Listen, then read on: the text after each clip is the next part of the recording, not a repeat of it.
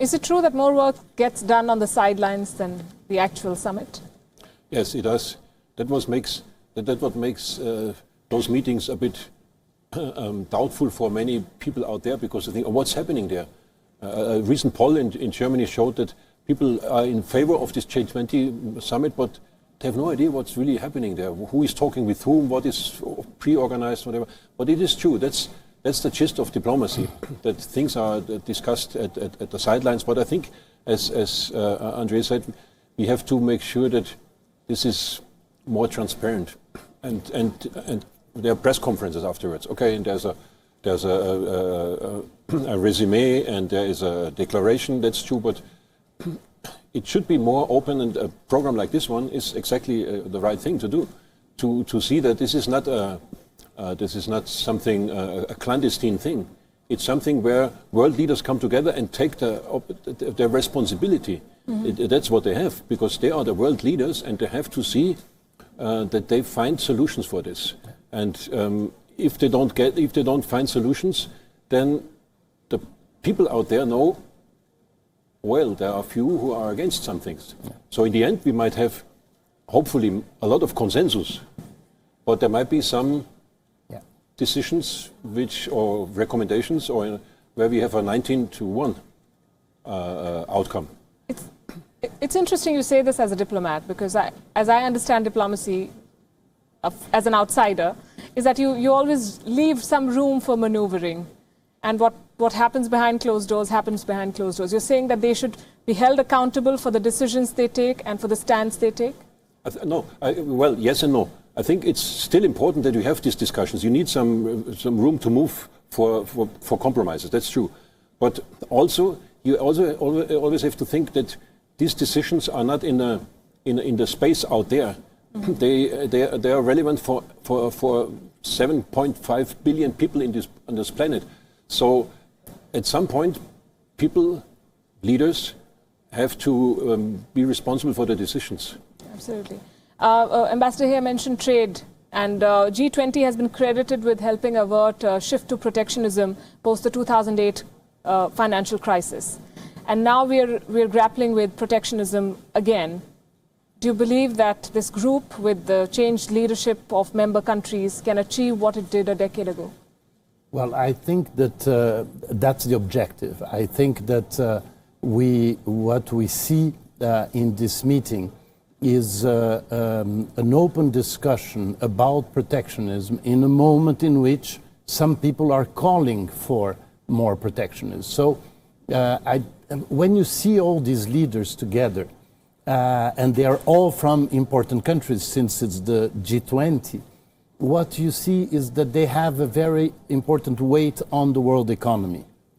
And I think if you hear what they say, it's very interesting to see that very similar countries can have completely different problems. And this is the opportunity in which you have to understand the other. And in the case of trade, we have seen now these issues here in India between US and India, or the issues between Brazil and other countries. We have to discuss this very openly, because I am sure that at least the three countries that are here, we are completely convinced that protectionism is not going to help. We have to strengthen WTO, we have to have a stronger dialogue, but we have to make sure that protectionism is avoided. Right, and you've said something very important. It's important to understand the other. We know that there are bilateral problems between member countries, and we know that some leaders are more outspoken than others, and some presidents tweet. So how do such public pronouncements impact the background work that has been done for months behind closed doors?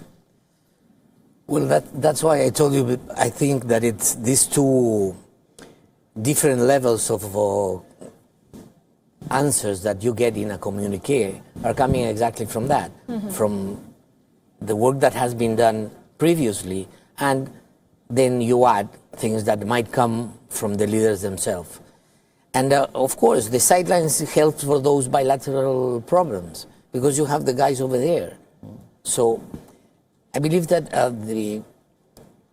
I do agree with both my colleagues that you have to have more transparency, that you have to have more communication. But in fact, what you have to have are actions coming from the countries that are the ones that reflect the agreements. Because the G20 is not an implementation body itself. So what you have to see afterwards is that what is decided at the level of the leaders in the G20 come to a reality through the actions that are taken in the different organizations. And you ask about trade. Trade is very important, and even in this time in which there is all this discussion about protectionism, the trade wars and all that, in the whole preparation of Japan, you can find that there are a lot of movements in a positive direction towards an open and free trade world economy, in which you have references to the WTO and the needs that you have to modify its functioning. There is a specific declaration that talks about protectionism in the field of agriculture. This has not been possible in many years, and then it's becoming a possibility. You have the mentioning of subsidies in fisheries, which is another very important issue.